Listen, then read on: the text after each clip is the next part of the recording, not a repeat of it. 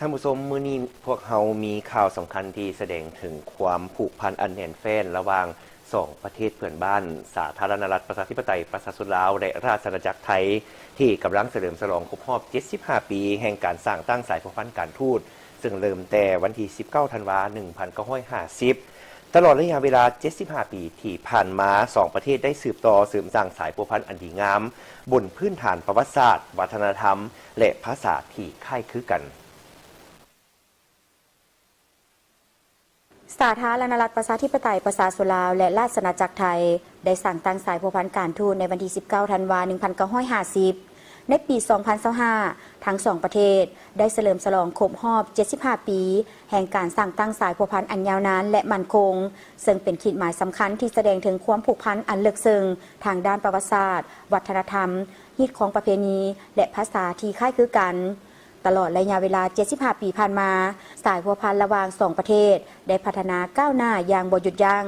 โดยเฉพาะแม่นการยกระดับการร่วมมือขึ้นเป็นคู่ร่วมยุทธศาสตร์เพื่อการเจริญเติบโตและการพัฒนาแบบยืนยงในปี 2022 สาธารณรัฐประชาธิปไตยประชาชนลาวและราชอาณาจักรไทยเป็นประเทศบ้านใกล้เฮือนเคียงที่มีชายแดนติดจอดกันยาวถึง 1,835 กิโลเมตร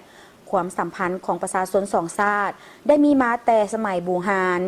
ก่อนการสั่งตั้งสายสัมพันธ์การทูตการมีสำนักงานสถานทูตและสถานทูตกงสุลใหญ่ของทั้งสองฝ่ายในประเทศของกันและกันได้สร้างเงื่อนไขอันดีให้แก้การพัวพันร่วมมือและนำเอาผลประโยชน์ตัวจริงมาสู่ประชาชนสองชาติการพัวพันทางด้านการเมืองระหว่างสองประเทศได้รับการเสริมสร้างให้แน่นแฟ้นขึ้นเรื่อยๆผ่านการแลกเปลี่ยนการเยี่ยมยามของการนำขั้นสูงอย่างเป็นปกติเหตุการณ์สำคัญในการพัวพันสองฝ่ายแสดงออกในปี 1979 ท่านไกรสอนพรหมวิหารนายกรัฐมนตรีแห่งสาธารณรัฐประชาธิปไตยประชาชนลาวได้เดินทางเยี่ยมยามราชอาณาจักรไทยอย่างเป็นทางการเป็นการเปิดศักราชใหม่แห่งการร่วมมือของสองประเทศปี 1994 พระบาทสมเด็จพระเจ้าอยู่หัวและพระราชินีแห่งราชอาณาจักรไทยได้เสด็จเข้าร่วมพิธีเปิดขวมิตรภาพลาวไทยแห่งที่ 1ซึ่งเป็นเหตุการณ์ประวัติศาสตร์ที่สำคัญและเป็นสัญลักษณ์แห่งการเชื่อมโยงปี 2022 สาธารณรัฐประชาธิปไตยประชาชนลาวและราชอาณาจักรไทยได้ยกระดับการร่วมมือเป็นคู่ร่วมยุทธศาสตร์เพื่อการเจริญเติบโตและการพัฒนาแบบยืนยง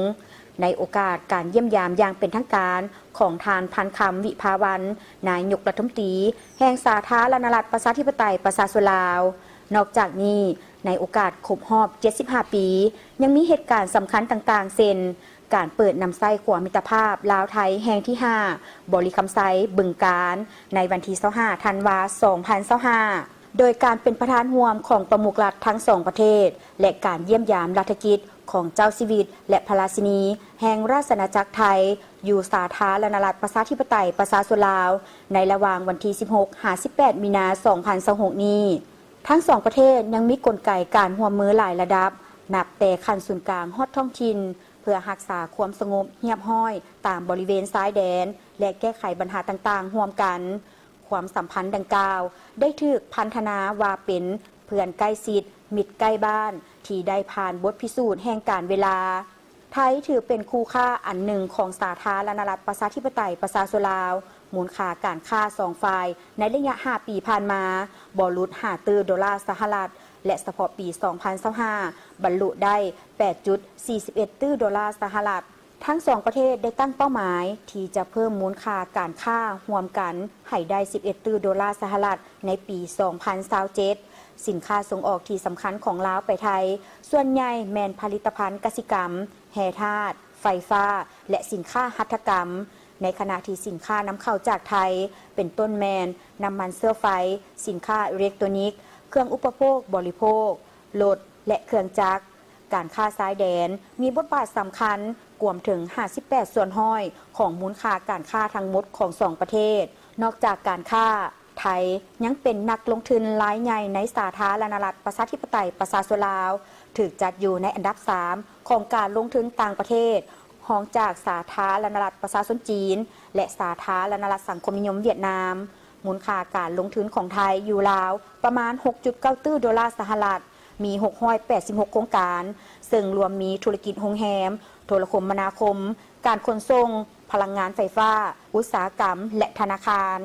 การร่วมมือด้านการพัฒนาพื้นฐานโครงรางก็เป็นอีกหนึ่งเสาข้ามสำคัญของสายพัวพันธุ์โครงการที่โดดเด่นรวมมีโครงการก่อสร้างทางรถไฟระยะ2ทานาแรงสถานีรถไฟคำสวาดและโครงการก่อสร้างขัวมิตรภาพลาวไทยแห่งที่5บ่อลีคำไซบึงการที่มีความยาว